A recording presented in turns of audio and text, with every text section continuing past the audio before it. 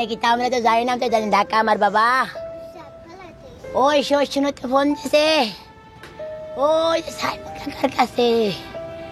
দীর্ঘদিনের ভালোবাসা প্রেমের সম্পর্ক, সাথী আক্তার সেই প্রেমিকার বিবাহ হচ্ছে, সেই বিষয়টি মেনে না নিতে পেরে মাসুম বিল্লাহ সেই প্রেমিক যে নাকি উপস্থিত হয় সেই বিবাহ ভাঙতে। কিন্তু সেই প্রেমিকা যে নাকি তার সেই পছন্দ করা সেই বরকেই বিবাহ করার বিষয় নিয়ে সম্মতি জানিয়ে যেভাবে প্রেমিক সেই মাসুম বিল্লাহকে তাড়িয়ে দেয়, সেখানে বিউটি পার্লার থেকে উধাও হয়ে যায় যেভাবে সেই প্রেমিককে রক্তাক্ত অবস্থায় পাওয়া যায়, এমনকি পরিসমাপ্তিতে সেই মাসুম বিল্লাহর মৃত্যু। আপনাদের সামনে এমন একটি ভিডিও ক্লিপ তুলে ধরবো, ঘটনাটি ঘটেছে গোপালগঞ্জে। অবশ্যই সেই কথা শুনলে আপনারা নিজেরাই চমকে যাবেন, যেখানে প্রেমিকার বিবাহ ভাঙতে যেয়ে প্রেমিকের মৃত্যু হয়েছে। চলুন সরাসরি মূল ভিডিওতে চলে যাই।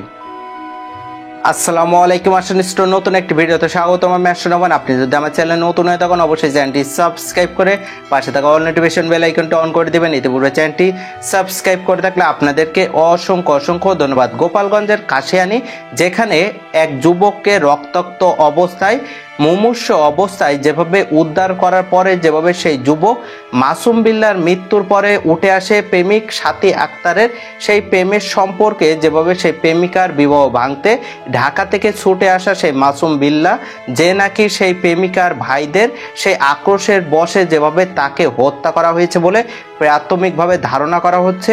এমনকি ভিডিও ক্লিপের তথ্যে যেভাবে মা এমনকি পরিবারের মানুষের হাহাকার ছিল, সেই মাসুম বিল্লাহ যে নাকি তার প্রেমিকাকে অনেক ভালোবাসতো, যার জন্য সেই সাথী আক্তারের বিবাহর কথা শুনে যেভাবে ছুটে আসা, এমনকি ঢাকা থেকে ছুটে এসেও সেই গোপালগঞ্জের কাশিয়ানীতে যেভাবে তার সেই মৃত্যুর বিষয় নিয়ে তথ্য উঠে এসেছে।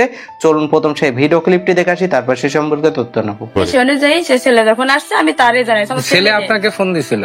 হ্যাঁ, হঠাৎ বাড়ি থেকে আপনি তারপরে তাকে বলছেন যে বাড়ি যাওয়ার দরকার নেই, পার্লারে এসো। না, এটা আপনি যেভাবে প্রমাণ করে দেখান, আমি কথা ছেলেরা বলি নাই। ছেলে সাথীকে তার কথা বলছিল, তার সাথী আবার ওইখান থেকে বলছে না আমি যাবো না। এখন এর আগে কি দেখি ওদের কথাবার্তা হয়েছে কখনো না কি দেখি, এত কিছু তো মনে করেন আমরা জানি না। আমি ওইখানে যেতে পার্লারে আমি ভাবি হিসেবে পাঠাইছি, ননদের সাথে তো ভাবিরে পাঠাই। হ্যাঁ, জানবে আমি শুনিস অতটুকু শোনার পরে মনে করেন ছেলে এখান থেকে চলে গেছে। এরপরে এখন 8:30টার দিকে হচ্ছে ওই ছেলে আর কি মেয়ের ভাবিকে ফোন দেয়, মোটরসাইকেল নিয়ে সবাই গেছে ওকে পেলে মেরে ফেলবো ওখান থেকে সরাইতে। দুর্ঘটনা করলে যে চিহ্নগুলো আসে এর ভিতরে সেই চিহ্নগুলো পরিলক্ষিত হচ্ছে না। সাথী নামের মেয়ে হচ্ছে আমার কাছে আগে হচ্ছে বুকিং করে বউ সাজার জন্য। তো ওদিন হচ্ছে আপনার 7টায় আমার পার্লারে আসে। তো প্রায় 8টা 8:30টার দিকে হচ্ছে ওই ছেলে আর কি মেয়ের ভাবিকে ফোন দেয় যে আমি সাথীর বাড়িতে যাব, আমি সাথীকে নিতে আসতেছি। বললো যে না তুমি বাড়িতে যেও না, তুমি পার্লারে আসো। ছেলেটা আর কি মেয়েটাকে ডাক দেয়, দিয়ে আর কি কথা বলে যে আর সাথী তুমি একটু এদিকে আসো, তোমার সাথে কথা আছে। পরে বললো যে আমি তোমাকে নিতে আসছি, চলো আমি তোমাকে এই পথে নিয়ে ঢাকা চলে যাব। তো বলতেছে যে না আমি এভাবে আপনার সাথে যাব না, আপনি চলে যান। পরে ছেলেটা অনেক দাঁড়ায় অনেক কান্নাকাটি রিকোয়েস্ট করে, যখন দেখে যে না মেয়ে আর যায় না, পরে এখান থেকে আপনার ছেলেটা চলে যায়। ছেলেটা এখান থেকে চলে যাওয়ার প্রায় 10 মিনিটের ভিতরে আর কি 3টা ছেলে আসছিল মেয়ের বাড়ি থেকে, ওর ভাই লাগে, সাথীর ভাই লাগে। তো আসার পরে আর কি বললো যে ও কোথায়, ওর ভাবিকে বললো। তো বললো যে ও চলে গেছে। তা বললো যে ওর নাম্বারটা দাও, আমরা ফোন দিয়ে এখানে আসতে বলি। এর সাথে পার্শ্ববর্তী গ্রামের যে মেয়ে সাথী, তার একটা সম্পর্ক ছিল, আমরা আগে থেকেই জানতাম। তো তারপরে সে বুধবারে আমার বাসায় যায়, ঢাকার বাসায় যায়। ওখানে গিয়ে আমরা তাকে বিষয়টা বোঝানোর চেষ্টা করি। সে বুঝে বলে যে আমি ঠিক আছে চাকরিতে আবার পুনরায় জয়েন করব, 1-2 দিন ঘুরে পরে যাব। তবে ফাইনালি যখন বৃহস্পতিবার রাতে সে আমাকে বলে যে রাত 11:50 বলে যে আমি ভালো লাগতেছে না, আমি সকালে বাড়ির দিকে যাব। তো তাকে বোঝানোর চেষ্টা করা হয়, সে বলছে যে ঠিক আছে সকালে আবার বোঝাবো। সকালে সে ভোরবেলা উঠে বাড়ির দিকে রওনা দেয়, কিন্তু আমি বোঝানোর চেষ্টা করি, অনেকক্ষণ বোঝাই, সে না বুঝে সে ফাইনালি চলে আসে। সে জানতে পারে যে শুক্রবার হচ্ছে সাথীর বিয়ে হয়ে যাচ্ছে। তো কোনো বুঝি সে মানে না, ফাইনালি চলে আসে। আমি তাকে আটকাতে পারি না। তারপর আমি শাশুড়িকে ফোন করে জানাই ঢাকা গেছে, ঢাকাইতে আইসে নাকি তা আমরা তো জানি না, তো জানি ঢাকা আমার বাবা। ওই শুনতে ফোন দিছে, ওই কাকার কাছে কাছে কি মাসুম ফোনে আইসে, ওরা ফোন করে আনছে। তারপর আমার বাবা গেছে, যে ওখান থেকে মোটরসাইকেল নিয়ে সবাই গেছে ওকে পেলে মেরে ফেলবো ওখান থেকে সরাইতে।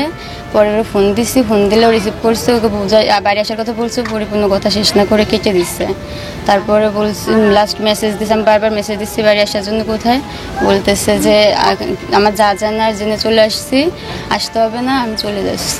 লতিফ শ্বশুর আমাকে ফোন দেয় যে আমাদের মেয়েরে তোমাদের গ্রামের ছেলে বিরক্ত করতেছে, আমাকে ছেলে পেলে যার কাছে যা ছেলে নিয়ে গেছে, যদি তারে পায় মারবে না, আপনারা ছেলেরা যেভাবে পারেন সরাই নিয়ে যান। পরে আমরা ওরকে আনার উদ্দেশ্যে মানিকগঞ্জ পর্যন্ত যাই, কিন্তু তার ফোনে যোগাযোগ করতে না পারা তার সঙ্গে আমাদের কোনো আর যোগাযোগ হয় না, সাক্ষাৎ হয় না। এরপরে 11টার দিকে ফোন আসে যে ছেলে হাসপাতালের বেডে আছে। তখন আমরা সেখানে আসি, আমাদের পৌঁছাতে একটু দেরি হয়, 12টার দিকে পৌঁছায়। আসে দেখি যে সে অসুস্থ, খুব মর্মাহত। এই অবস্থায় ডাক্তার তাকে রেফার করে ঢাকায় নেওয়ার জন্য বলে। আমরা অ্যাম্বুলেন্স ভাড়া করে তাকে অ্যাম্বুলেন্সে ওঠানোর পরে ডাক্তার তাকে মৃত্যু বলে ঘোষণা দেয়। দুর্ঘটনা করলে যে চিহ্নগুলো আসে এর ভিতরে সেই চিহ্নগুলো পরিলক্ষিত হচ্ছে না।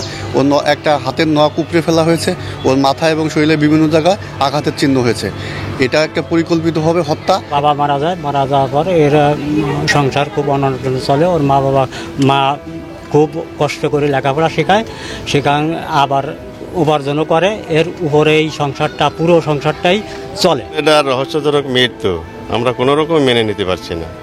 এর পিছনে যদি কোনো দোষী ব্যক্তি থাকে তার দৃষ্টান্তমূলক শাস্তি, এটাই আমরা হাসপাতাল থেকে খবর পাই যে একজন রোড অ্যাক্সিডেন্টে চিকিৎসারত ব্যক্তি মৃত্যুবরণ করেছে। তাৎক্ষণিক ইউডি অফিসার ঘটনাস্থলে যায়, সে তদন্ত করে এবং হাসপাতাল কর্তৃপক্ষের নিকট থেকে ডেড বডি সার্টিফিকেট গ্রহণ করে। পরবর্তীতে আমরা মৃত্যুর সঠিক কারণ নির্ণয়ের জন্য নড়াইল সদরে পোস্টমর্টমের জন্য প্রেরণ করি। ঘটনাস্থলটি দেখা যায় যে কাশিয়ানী কালনা ব্রিজ এলাকায়। আমরা তাৎক্ষণিক কাশিয়ানী থানাকে বেতার বার্তা প্রদান করি। পরবর্তী আইনানুগ ব্যবস্থা প্রক্রিয়াধীন রয়েছে। নড়াইলের লোহাগড়ায় যেখানে সেই গোপালগঞ্জের কাশিয়ানী থেকে যেভাবে সেই যুবকের রক্তাক্ত দেহ উদ্ধারের পরে যেভাবে তার মৃত্যু, মাসুম বিল্লাহ যে নাকি নিজের প্রেমিকা সেই সাথী আক্তারকে ভালোবাসত, যার ফলপ্রসূতে ঢাকা থেকে তার সেই প্রেমিকার বিবাহ ভাঙার জন্য চলে আসে। সেখানে বিউটি পার্লারে বাকবিতর্ক হয় সেই প্রেমিকা সাথী আক্তারের সাথে, কিন্তু সেই প্রেমিকা যে নাকি সেই মাসুম বিল্লাহকে চলে যেতে বলে, কিন্তু সেই বিষয়টি মানতে নারাজ সেখানেই দাঁড়িয়েছিল সেই মাসুম বিল্লাহ।